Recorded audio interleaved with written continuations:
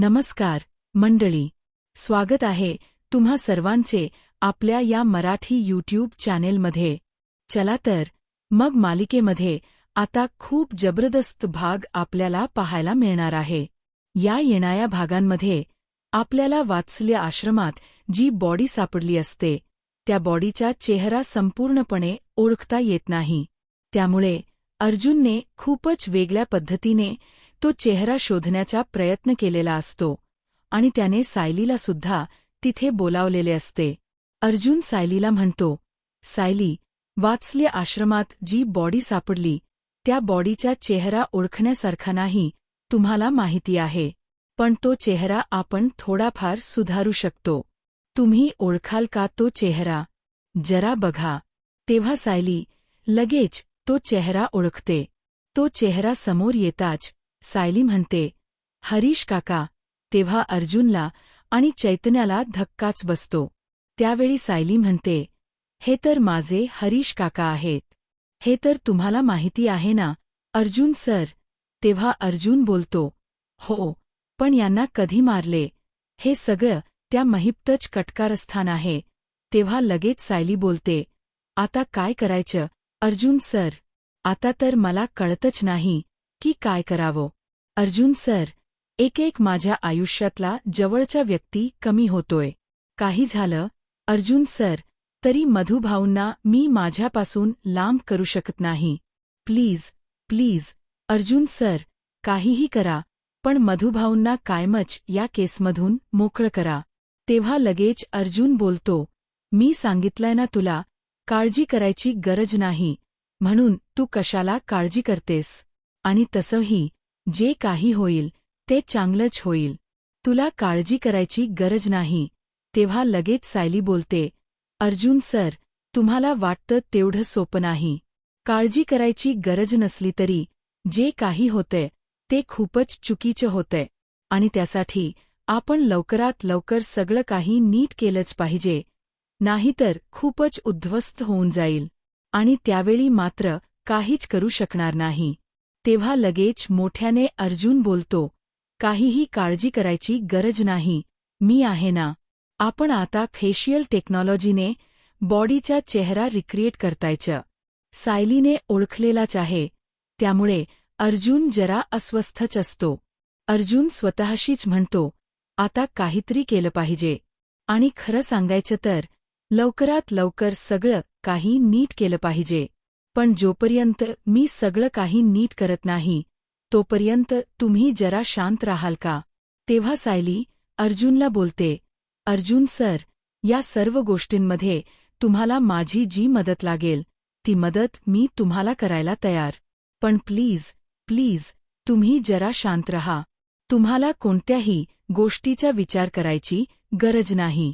तर इकडे आपल्याला असं पाहायला मिळतं, सायली अर्जुनला बोलते, अर्जुन सर, या सर्व गोष्टींमध्ये प्रियाची सुद्धा त्या महिप्तला साथ असणारच.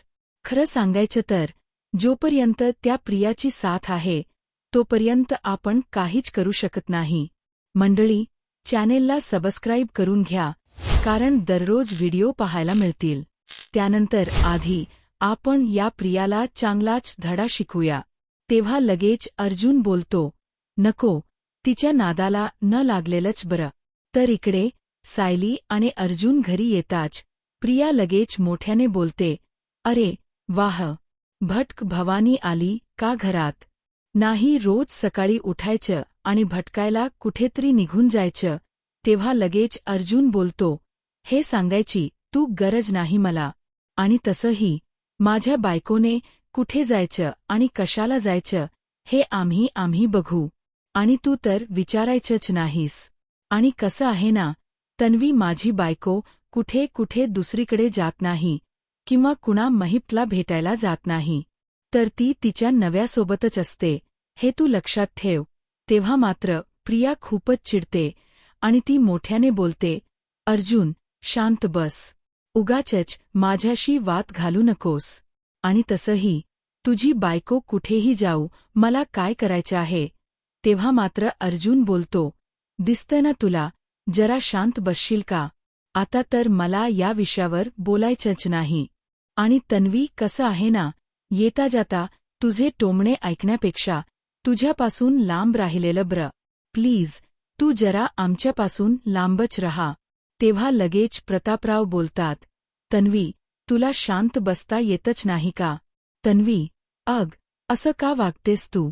का प्रत्येक वेळेला दुसऱ्याचा अपमान करत असतेस? प्लीज जरा तरी शांत बस. तेव्हा मात्र प्रियाला खूप राग येतो आणि प्रिया मोठ्याने बोलते, पुरे झाला, बाबा. तुम्ही सुद्धा येता जाता माझ्याशीच वाद घालत असता. कधीच माझ्याशी बोलत नाही. प्रत्येक वेळेला तुम्ही असंच करता का, बाबा? ही सायली नेहमी उठून कुठे ना कुठेतरी जातच असते, काही ना काहीतरी करत असते. त्यावेळेला सायली बोलते, काय तुला भीती वाटते का की तुझी सगळी जी पापं आहे ती मी सर्वांसमोर आणेन? प्रिया, म्हणूनच मी तुला बोलते, सुधार. एवढी सगळी पापं करायची गरज नाही.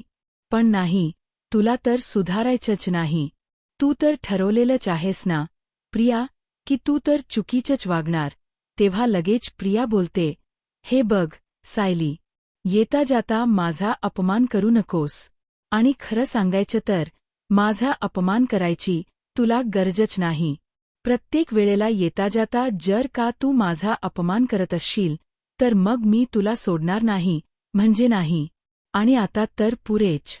आता काही झालं तरी सुद्धा मी तुला माफ करणार नाही, म्हणजे नाही. आणि प्लीज आता वाद घालू नकोस, तर जा. तेव्हा लगेच प्रिया म्हणते, सायली, खूपच शहाणपणा करायला लागलेस.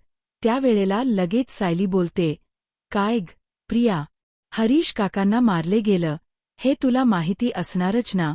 तेव्हा प्रियाच्या चेहऱ्यावरचे रंग उडतात आणि ते रंग उडलेले बघून प्रिया चांगलंच घाबरलेली असते. त्यावेळेला सायली प्रियाच थोबाड थोबाडवते आणि प्रियाला म्हणते, मला माहितीच होतं, हे सर्व तुला माहिती असणार, कारण एक नंबरची खोटारडी आहेस तू. आता तर मला कळून चुकलं की तू काहीही करू शकतेस आणि कोणत्याही थराला जाऊ शकतेस. का, तन्वी? का असं वागून तुला काय मिळते? देव जाणे. पण एक गोष्ट मात्र लक्षात ठेवायची, कितीही काही झालं तरी सुद्धा मी तुला माफ करणार नाही, म्हणजे नाही. तेव्हा मात्र तन्वीला खूपच राग आलेला असतो. त्यावेळेला लगेच प्रिया मोठ्याने बोलते, पुरे झालं. माझ्याशी या पद्धतीने बोलायची गरजच नाही. आणि जे काही तुमच्या समोर आहे ते आहे. आता प्लीज तुम्ही शांतच रहा. त्यावेळेला मात्र प्रियाला खूपच राग आलेला असतो. प्रिया मोठ्याने बोलते, आता तर विषयच समाप्त.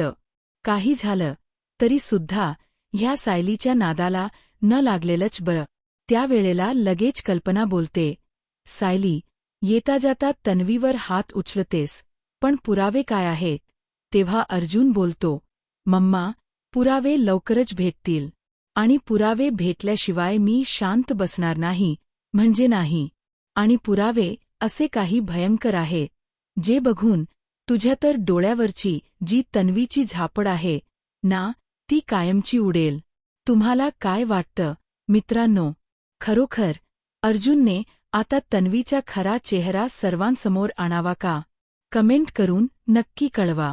आणि असेच मालिकेचे नवीन अपडेट पाहण्यासाठी व्हिडिओला लाईक आणि चॅनेलला सबस्क्राईब करायला विसरू नका. Thank you.